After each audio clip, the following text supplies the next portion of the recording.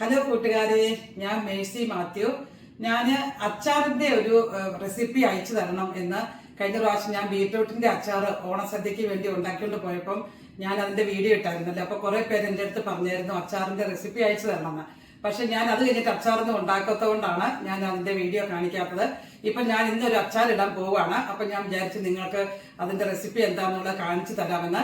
ഇന്ന് ഞാൻ മാങ്ങ അച്ചാറാണ് ഇടുന്നത്. നമുക്ക് എന്ത് അച്ചാറിന് ഞാൻ ഈ ഒരു വിധത്തിൽ തന്നെയാണ് ഇടുന്നത്. അത് മാങ്ങ ആയാലും ബീറ്റ്റൂട്ട് ആയാലും ക്യാരറ്റോ അല്ലെങ്കിൽ നാരങ്ങ, എന്ത് അച്ചാറിനും നമ്മൾ എന്ത് ചെയ്യണം, ആദ്യം ഇത് അരിഞ്ഞു വെക്കുക. എന്താണ് നമുക്ക് വേണ്ടത് ആ സാധനം അരിഞ്ഞു വെക്കുക. അപ്പൊ ഞാൻ ഇന്ന് മാങ്ങയാണ് എടുത്തിരിക്കുന്നത്. ഒരു 1.5 കിലോയോളം മാങ്ങയുണ്ട്. അപ്പൊ ഞങ്ങൾ HEB വാങ്ങിച്ച പച്ച മാങ്ങയായിരുന്നു. ഒരുവിധം പുളിയുള്ള മാങ്ങയാണ്. പുളിയുള്ള മാങ്ങയാണ് അച്ചാറിന് എപ്പോഴും നല്ലത്.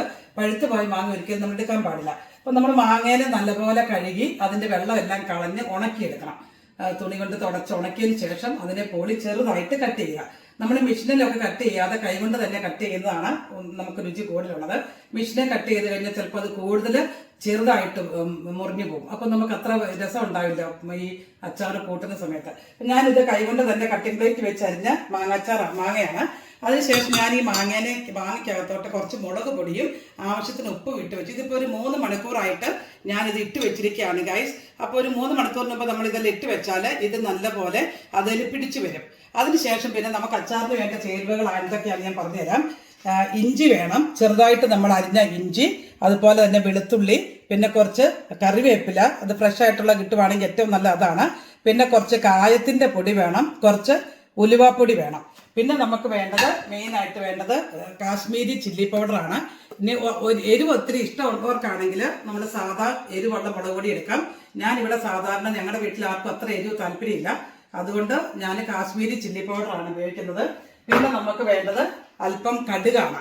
അപ്പൊ കടുക് വേണം. പിന്നെ കുറച്ച് ലാസ്റ്റ് നമ്മൾ ഇട്ട് കഴിയുമ്പോൾ ഇത് കേടാകാതിരിക്കാനൊക്കെ ആയിട്ട് കുറച്ച് വിനാഗിരി, പുളിയുള്ള മാങ്ങയാണെങ്കിൽ ഒത്തിരി ഒഴിക്കേണ്ട കാര്യമില്ല, കുറച്ച് വിനാഗിരി നമ്മൾ ഒഴിക്കണം. ഞാൻ ഓർഗാനിക് ആയിട്ടുള്ള വിനാഗിരിയാണ് വാങ്ങിച്ചു വെച്ചിരിക്കുന്നത്. പിന്നെ നമ്മുടെ ജിഞ്ചിലി ഓയിൽ അല്ലെങ്കിൽ എള്ളിന്റെ എണ്ണ, ഈ എള്ളെണ്ണയാണ് അച്ചാർ ഉണ്ടാക്കാൻ ഏറ്റവും നല്ലത്. വെളിച്ചെണ്ണ നമ്മൾ കഴിയുന്നതും അവോയ്ഡ് ചെയ്യുന്നതാണ് നല്ലത്. ഇതാകുമ്പോൾ കേടാകത്തുമില്ല, നല്ലൊരു ഫ്ലേവർ നമുക്ക് ഈ അച്ചാറിന് കിട്ടും. അപ്പൊ ഇതെങ്ങനെയാണ് അച്ചാർ തയ്യാറാക്കുന്നതെന്ന് നമുക്ക് നോക്കാം. ഏത് അച്ചാറാണെങ്കിലും ഈ രീതിയിലാണ് തയ്യാറാക്കേണ്ടത്. നമുക്ക് എളുപ്പത്തിൽ ഉണ്ടാക്കാനും പറ്റും. അപ്പം ബീറ്റ്റൂട്ട് ആണെങ്കിൽ അത് ഞാൻ പറഞ്ഞില്ല, എന്താണോ നമുക്ക് വേണ്ടത് ആ സാധനം നമ്മൾ അരിഞ്ഞ് ഉപ്പും മുളകും ഇട്ട് കുറച്ച് നേരം വെക്കണം. അതിനുശേഷം നമ്മൾ തീ ഓണാക്കുക. ഓക്കെ, ഓണാക്കിയിട്ട് നമ്മൾ ഇച്ചിരി വലിപ്പമുള്ള ഫ്രൈങ് പാനും അതുപോലെ ചുവടിന് കട്ടിയുള്ളതുമാണ് നമുക്ക് നല്ലത്. അപ്പം നമ്മൾ തീ ഓൺ ചെയ്തിട്ട് നമ്മൾ വെക്കണം. അതിനുശേഷം ചട്ടി ചൂടായി കഴിഞ്ഞതിന് ശേഷം നമ്മൾ ആവശ്യത്തിന് എണ്ണ ഒഴിച്ചു കൊടുക്കണം. ഇതിപ്പോൾ ചട്ടി ഇപ്പോൾ ചൂടാകാൻ വെച്ചിട്ടേ ഉള്ളൂ. ഒരു 5 മിനിറ്റ് കഴിഞ്ഞാൽ ആ ചട്ടി ചൂടായിക്കോളും. അങ്ങനെ ചട്ടി ചൂടായിട്ടുണ്ട്. അപ്പം നമ്മൾ ആവശ്യത്തിന് എണ്ണ ഒഴിച്ചു കൊടുക്കണം. ഓക്കെ, ആവശ്യത്തിനുള്ള എണ്ണ ഒഴിച്ചു കൊടുത്താൽ ഒത്തിരി എണ്ണയുടെ ഒന്നും ആവശ്യമില്ല. നമുക്ക് ഈ കൊളസ്ട്രോളൊക്കെ ഉള്ളവർക്കൊന്നും എണ്ണ ഒത്തിരി നല്ലതല്ലല്ലോ. അപ്പോൾ കുറച്ച് എണ്ണ ഒഴിച്ചാൽ മതി. എന്നിട്ട് എണ്ണ ചൂടായി കഴിഞ്ഞാൽ നമ്മൾ പിന്നെ ചെയ്യേണ്ടത് കടുക് ഇട്ട് കൊടുക്കണം. പിന്നെ ഇതാണ് ഒരു സ്പൂണോളം കടുക് ഇച്ചിരി കൂടിയിട്ടത് കുഴപ്പമൊന്നുമില്ല. നമ്മൾ കടുക് ഇങ്ങനെ ഇട്ട് കൊടുക്കുക. ഒരു ഇച്ചിരി കൂടെ കടുക് ഇട്ടേക്കാം. കടുക് ഇങ്ങനെ അച്ചാറിനകത്ത് കാണുന്ന രസമാണല്ലോ. അപ്പോൾ കടുകിനെ നമ്മൾ പൊട്ടാൻ അനുവദിക്കണം. ഓക്കെ ഗൈസ്, ഇപ്പൊ കടുകെല്ലാം പൊട്ടിയിട്ടുണ്ട്. നിങ്ങൾക്ക് കേൾക്കാൻ വെച്ചതുകൊണ്ട് കടുകെല്ലാം പൊട്ടി വന്നു. അതിനുശേഷം നമുക്ക് ഇഞ്ചി, വെളുത്തുള്ളി, കറിവേപ്പില ഇട്ട് കൊടുക്കാം. അപ്പം നമ്മൾ അതിനകത്തോട്ട് അരിഞ്ഞു വെച്ചിരിക്കുന്ന ഇഞ്ചി ഇടുന്നു. അപ്പോൾ ജസ്റ്റ് ഒന്ന് ഇളക്കി കൊടുക്കാം. അതിനുശേഷം നമുക്ക് വെളുത്തുള്ളി ഇട്ട് കൊടുക്കാം. വെളുത്തുള്ളിനെ ഞാൻ 2ആയിട്ട് കീറിയാണ് ഇട്ടിരിക്കുന്നത്, കാരണം വലിപ്പമുള്ള വെളുത്തുള്ളിയാണ് ഇവിടെ കിട്ടുന്നത്. അപ്പോൾ അതിനെ നമ്മൾ 2ആയിട്ട് ഞാൻ കീറിയതാണ്. ഏകദേശം വെളുത്തുള്ളി ഇഞ്ചി ഒന്നൊരു ഗോൾഡൻ കളർ ആകുന്നത് വരെ നമ്മൾ വറക്കണം. അതിന് ഏകദേശം ഒരു കളറ് മാറി കഴിയുമ്പോൾ നമുക്ക് ഈ കറിവേപ്പില കൂടി ഇട്ട് കൊടുക്കാം. അപ്പോൾ കറിവേപ്പില ഇതിനകത്ത് കിടന്നിട്ട് നല്ല പോലെ ക്രിസ്പി ആയിട്ടുള്ളൂ. നമ്മളിങ്ങനെ എന്നിട്ട് ഇളക്കി കൊടുക്കണം. ഇത് ഗോൾഡൻ കളർ ആകുന്നോടം വരെ, അതുപോലെ കറിവേപ്പില ക്രിസ്പി ആകുന്നോടം വരെ നമ്മൾ ജസ്റ്റ് ഒന്ന് ഇളക്കി കൊടുക്കാം. അതിനുശേഷം നമുക്ക് പൊടികളൊക്കെ ചേർക്കാവുന്നതാണ്. നമ്മുടെ ഇഞ്ചിയും വെളുത്തുള്ളിയും കറിവേപ്പിലയും നല്ലപോലെ മൂത്തിട്ടുണ്ട്. കറിവേപ്പിലയൊക്കെ നമുക്ക് ഇറക്കുമ്പോൾ അറിയാൻ പറ്റും, ഒരു ക്രിസ്പി ആയിട്ട് നമുക്ക് തോന്നുന്നുണ്ട്. അതുപോലെ തന്നെ ഇഞ്ചിയും വെളുത്തുള്ളിയൊക്കെ കണ്ട് ഒരു ഗോൾഡൻ കളർ ആയിട്ടുണ്ട്. ഇത് കൂടുതലായിട്ടുണ്ടെങ്കിൽ കരിഞ്ഞു പോകും. കരിഞ്ഞു കഴിഞ്ഞാൽ പിന്നെ ഒരു കയ്പ്പ് ചുവ വരും. അപ്പോൾ കരിയാൻ അനുവദിക്കരുത്. നമ്മളൊരു ജസ്റ്റ് ഒരു ഗോൾഡൻ കളർ ആയി കഴിഞ്ഞാൽ പിന്നെ നമുക്ക് അടുത്ത ചേരുവ ഇടേണ്ടത് മുളക് പൊടിയാണ്. ഞാൻ മുളക് പൊടി മാങ്ങയ്ക്കകത്ത് ഒരു 4 ടീസ്പൂൺ മാങ്ങയ്ക്കകത്ത് ഇട്ട് വെച്ചിട്ടുണ്ടായിരുന്നു. അതുകൊണ്ട് ഇനി നമുക്ക് അധികം മുളക് പൊടിയുടെ ആവശ്യമില്ല. എങ്കിലും കുറച്ച് നമുക്ക് അരപ്പിന് കുറച്ചുകൂടെ ചേർക്കേണ്ടതാണ്. അതുകൊണ്ട് ഈ എണ്ണയ്ക്കകത്തോട്ട് തന്നെ നമുക്കൊരു 2 സ്പൂൺ മുളക് പൊടിയും കൂടി ഇട്ട് കൊടുക്കാം. കാരണം ഇത് കാശ്മീരി ചില്ലി പൗഡർ ആയതുകൊണ്ട് തന്നെ അധികം എരിവൊന്നുമില്ല. അപ്പോൾ കുറച്ച് കളറൊക്കെ കിട്ടാൻ വേണ്ടിയിട്ട് ഞാനൊരു 2 സ്പൂണും കൂടെ ചേർത്ത് കൊടുത്തു മുളക് പൊടി. എന്നിട്ടൊന്ന് ഇളക്കി കൊടുക്കാം. ഈ പച്ചമുളകൊക്കെ ഒന്ന് മൂക്കാൻ വേണ്ടിയിട്ട്. പിന്നെ ഉപ്പും ഞാൻ മാങ്ങയ്ക്കകത്ത് ഇട്ടതാണ്. അപ്പം ഉപ്പ് പിന്നെ ലാസ്റ്റ് ഉണ്ടോ നോക്കിയിട്ട് കുറവ് വല്ല ഉണ്ടെന്നുണ്ടെങ്കിൽ നമ്മൾ ചേർത്താൽ മതി. അപ്പോൾ ഈ വെളുത്തുള്ളിക്ക് ഇഞ്ചിക്കകത്ത് മാത്രം ഈ അരപ്പിനകത്തോട്ട് ഒരു ലേശം ഉപ്പും കൂടെ നമുക്ക് ചേർത്ത് കൊടുക്കാം. ഒരു ടേസ്റ്റ് ഈ ഉള്ളിയിലോട്ട് ഇച്ചിരി ഉപ്പൊക്കെ പിടിച്ചാൽ കുറച്ചുകൂടി ഒരു ടേസ്റ്റ് ഉണ്ടാകും. അപ്പോൾ ഒരു കുറച്ച് ഉപ്പ് ഈ അരപ്പിന് വേണ്ടിയിട്ട് മാത്രം ഞാൻ ഇട്ട് കൊടുത്തിട്ടുണ്ട്. എന്നിട്ട് നമുക്കൊന്ന് മൂക്കാൻ വേണ്ടിയിട്ട് ഇളക്കി കൊടുക്കാം. ഇതാ ഇപ്പം നോക്കാം, അരപ്പൊക്കെ നല്ലപോലെ മൂത്തിട്ടുണ്ട് ഗൈസ്. ഇനി നമുക്ക് ഈ പരുവം മൂത്ത് കഴിഞ്ഞാൽ പിന്നെ നമ്മൾ ചെയ്യേണ്ടത് മാങ്ങ ഇട്ട് കൊടുക്കലാണ്. അപ്പം നമുക്ക് ഈ മാങ്ങേനെ അങ്ങോട്ട് ഇട്ട് കൊടുക്കാം. മാങ്ങയൊക്കെ അരിഞ്ഞ് വെക്കുമ്പോൾ നമ്മൾ ചില്ലിൻ്റെ പാത്രത്തിൽ വേണം അരിഞ്ഞ് വെക്കാനായിട്ട്. ഒരിക്കലും പ്ലാസ്റ്റിക് പാത്രത്തിൽ നമ്മൾ അരിഞ്ഞ് വെക്കാൻ പാടില്ല. കാരണം അത് കെമിക്കൽ റിയാക്ഷൻ ഉണ്ടാക്കും. കാരണം മാങ്ങയ്ക്കകത്തൊക്കെ അറിയാമല്ലോ, പുളിയുള്ളത് കൊണ്ട് അതിൻ്റെ ആസിഡും ഇതൊക്കെ പിടിച്ച് നമുക്ക് അസുഖങ്ങളൊക്കെ ഉണ്ടാക്കും. അതുകൊണ്ട് ചില്ലപാത്രത്തിലാണ് അല്ലെങ്കിൽ മൺപാത്രത്തിൽ വേണം അരിഞ്ഞു വെക്കാൻ. അതിനുശേഷം നമ്മൾ ഈ മാങ്ങേനെ ജസ്റ്റ് ഇങ്ങനെ ഒന്ന് ഇളക്കി കൊടുക്കുക.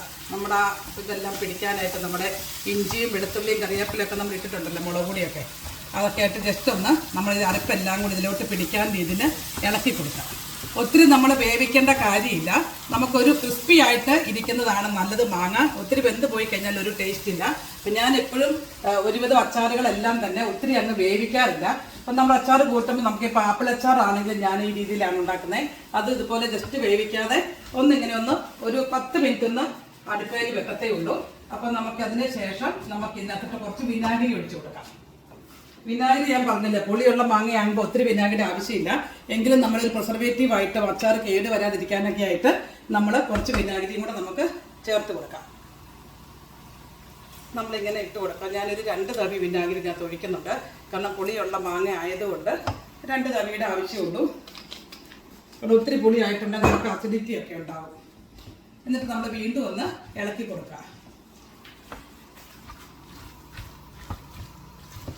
അപ്പം നിങ്ങൾക്ക് കാണാൻ നോക്കുക, അച്ചാറിന് നല്ല കളറൊക്കെ വന്നിട്ടുണ്ട്.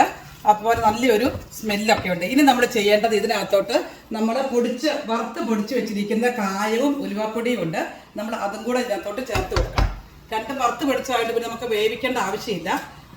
അതുകൊണ്ടാണ് ഞാൻ ആദ്യം ഈ പൊടികൾ ഇടാഞ്ഞത്. കാരണം പിന്നെ എണ്ണയ്ക്കകത്ത് കിടന്ന് മൂത്ത് പോയാൽ പിന്നെ അതിൻ്റെ ആ സ്മെല്ലൊക്കെ അങ്ങോട്ട് പോവും.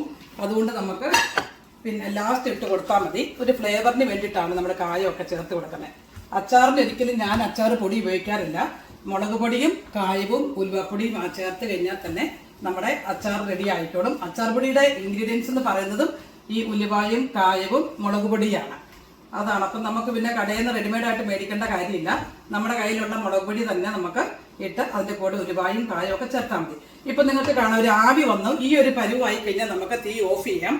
ആവി എത്തിക്കഴിഞ്ഞാൽ നമുക്ക് ഇതെല്ലാം ഒന്ന് ഏകദേശം ആയി എന്നുള്ളതാണ് എൻ്റെ അർത്ഥം. ഇതിനകത്ത് നോക്ക് ആവി പറക്കുന്നത് നമുക്ക് കാണാം.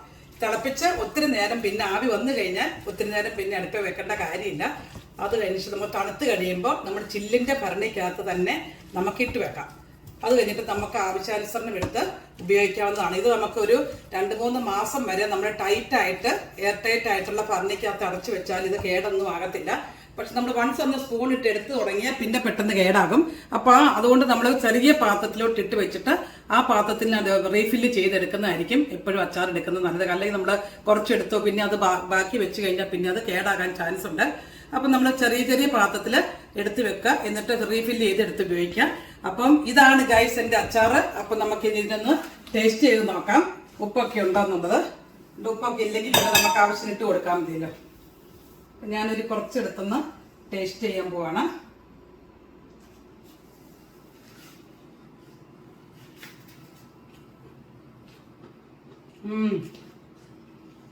നല്ല ടേസ്റ്റ് ഉണ്ട് ഗൈസ്. ഉപ്പൊക്കെ കറക്റ്റാണ്. കായത്തിന്റെ ഉലുവയുടെയൊക്കെ നല്ല ഫ്ലേവർ, നല്ല രുചിയുണ്ട്. അതുപോലെ മാങ്ങ നല്ല ക്രിസ്പി ആയിട്ടിരിക്കുന്നു. അടിപൊളി അച്ചാറാണ്. ഇത് പാർത്ത് കൊടുത്താലും എല്ലാവർക്കും ഇഷ്ടപ്പെടുന്ന ടൈപ്പിൽ അച്ചാറാണ്. അപ്പം നിങ്ങളും ഈ അച്ചാർ ട്രൈ ചെയ്യണം. ആർക്ക് അച്ചാർ ഉണ്ടാക്കണമെങ്കിലും ഈ രീതിയിൽ ഉണ്ടാക്കിയാൽ മതി. അതിപ്പോ ആപ്പിൾ ആയിക്കോട്ടെ, അല്ലെങ്കിൽ ബീറ്റ്റൂട്ടോ ക്യാരറ്റോ നാരങ്ങയോ മാങ്ങയോ എന്തായിക്കോട്ടെ, ഈ രീതിയിൽ നമ്മൾ അരിഞ്ഞ് കുറച്ചു നേരം ഉപ്പും മുളക് ഇട്ട് വെക്കുക. അതിനുശേഷം നമ്മൾ ഇതുപോലെ ചെയ്യാം. അപ്പം ഒരുവിധ അച്ചാറുകളൊന്നും തന്നെ നമ്മൾ ഒത്തിരി വേവിക്കണ്ട. പക്ഷെ നാരങ്ങയുടെ കാര്യത്തിൽ അങ്ങനെയല്ല. നാരങ്ങ നമ്മൾ നല്ലതുപോലെ ആദ്യം കയറ്റി വേവിച്ചതിന് ശേഷമാണ് അച്ചാർ ഉണ്ടാക്കേണ്ടത്. അത് ഞാൻ പിന്നെ നാരങ്ങ ഇടുമ്പോൾ ഞാൻ നിങ്ങൾക്ക് റെസിപ്പി ആയിട്ട് വീഡിയോ ഇടുന്നതായിരിക്കും. അപ്പം ഈ രീതിയിലാണ് ഞാൻ അച്ചാർ, ബീറ്റ്റൂട്ട്, മാങ്ങ, അതുപോലെ തന്നെ ആപ്പിള്, പച്ചഗ്രീൻ ആപ്പിള്, പിന്നെ ബീറ്റ്റൂട്ടൊക്കെ ഞാൻ ഈ രീതിയിലാണ് ഇടുന്നത്. അപ്പം എൻ്റെ അച്ചാറിന്റെ റെസിപ്പിയൊക്കെ എല്ലാവരും കണ്ടു കാണുമെന്ന് വിശ്വസിക്കുന്നു. എല്ലാവർക്കും വീഡിയോ ഇഷ്ടപ്പെട്ട് കാണുമല്ലോ. അപ്പൊ വേറൊരു വീഡിയോ ആയിട്ട് വരുന്നത് വരെ ബൈ ബൈ, ടേക്ക് കെയർ.